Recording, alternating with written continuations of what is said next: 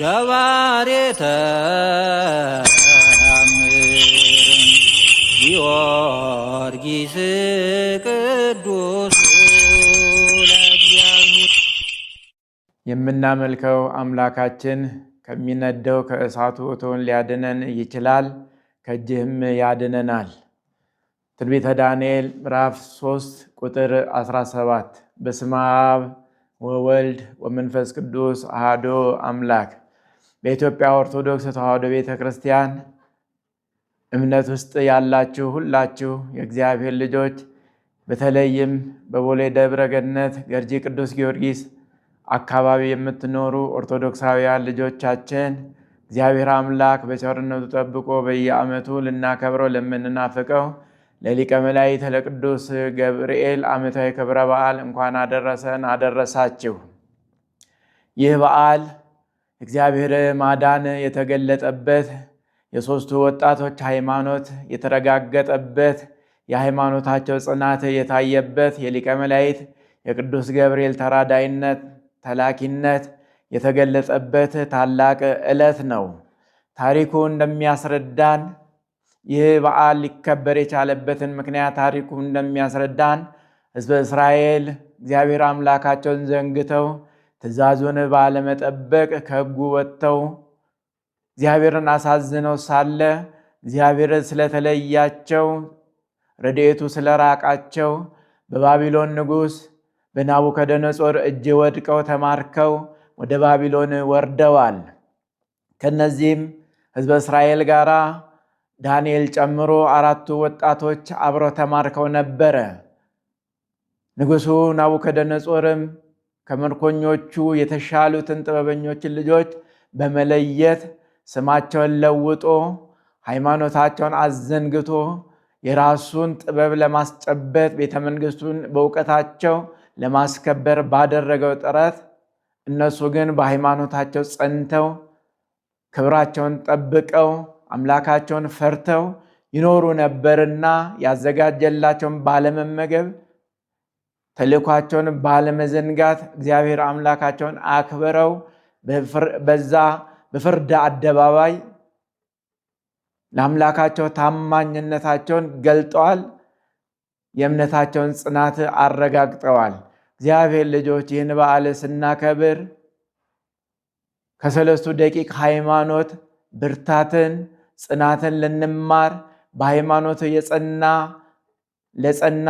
በሃይማኖት ለጸና እግዚአብሔር መልአኩን እንደሚልክ ቅዱሳን መላእክቱን እንደሚልክ ልንማርበት ልንረዳበት ነው። በዓሉ ሰፋ ያለ ታሪክ ያለው ነው።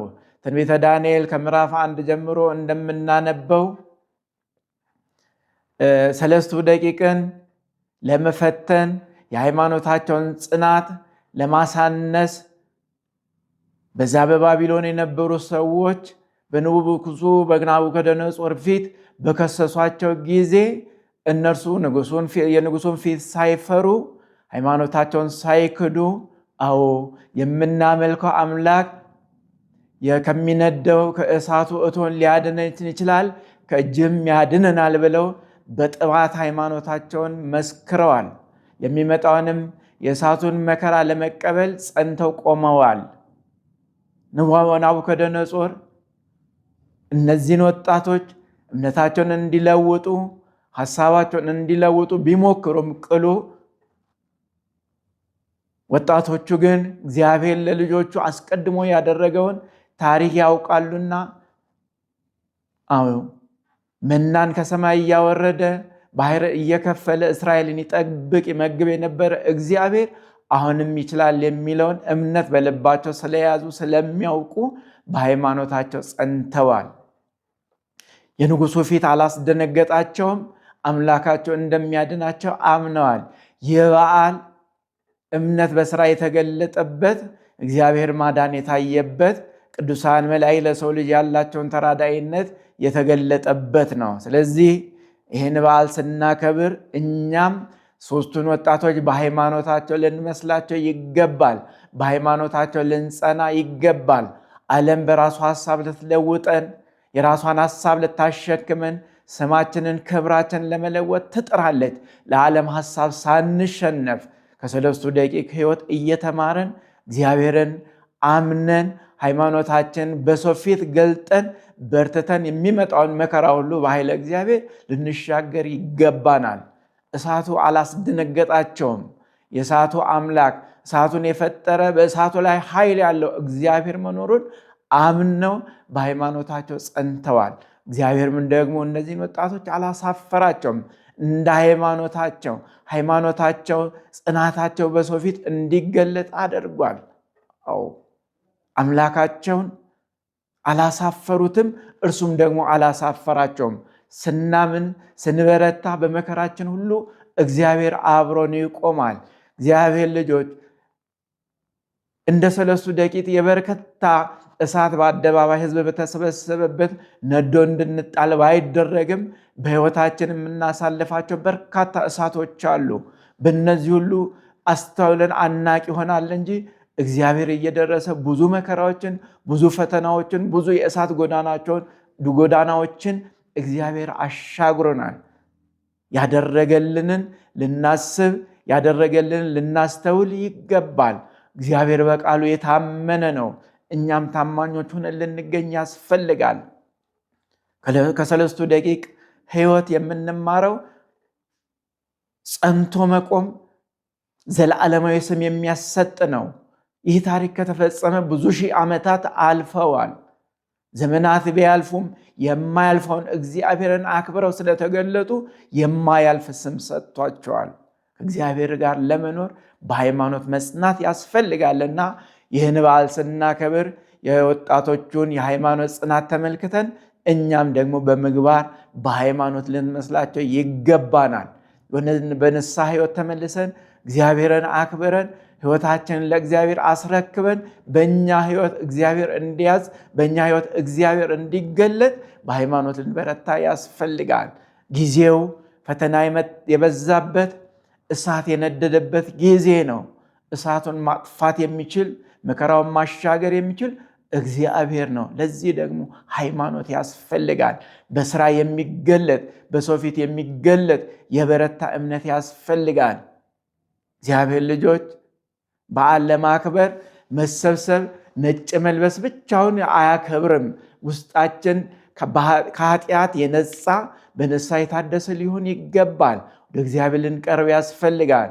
ጎዳናዎችን የሚያዘጋጅ መምህራንን የሚያስነሳ የቅዱሳንን ሕይወት የሚገልጥልን እኛም በበጎ ምግባር እንድንመስላቸው ነውና ክርስቲያን ኦርቶዶክሳውያን ወገኖቻችን ሁሉ እግዚአብሔርን ወደን ለሕጉ ለትእዛዙ ተገዢ ሆነን በምግባር በሃይማኖት ጸንተን ልንኖር ይገባል። እዚህም ደግሞ እግዚአብሔር በቸርነቱ ሁላችንም ይርዳን።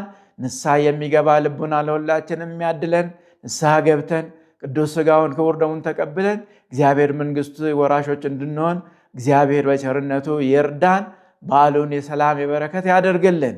ከዚህ ሌላ እንግዲህ በዚህ ወራት ታኅሳስ ቀጣይ ታኅሳስ 22ም የበዓሉ የቅዱስ ገብርኤል በዓለ ብስራቱ ይከበራል። በ29ም የአምላካችን መድኃኒታችን ኢየሱስ ክርስቶስ በዓለ ልደት፣ በ28ም በዓለ ገና ተያይዞ እየተከበረ ያለ እግዚአብሔር ድንቅ ስራ ለሰው ልጆች ያደረገ ሁሉ በጎ ስራ እየተገለጠበት ያለበት ወራት ላይ ነው ያለ ነው። በተለይም ደግሞ በካቴድራላችን በቦሌ ገርጂ ደብረገነት ቅዱስ ጊዮርጊስና ቅዱስ ገብርኤል ካቴድራል በዓለ ጥምቀትን አስመልክቶ ሦስቱ አድባራት በጋራ በምናከብረው ደብራችን ካቴድራላችን ቀዳሚ መሪ የበዓሉ አዘጋጅ እንደመሆኑ መጠን የአጥቢያው ምዕመናን በዚህ በዓል ቀዳሚ ተሳታፊ ሆናችሁ በዓሉን በጋራ እንድናከብር በዚሁ አጋጣሚ ጥሬን ማስተላለፍ እፈልጋለሁ። እግዚአብሔር አምላክ ሁላችን ይባርከን ይቀድሰን።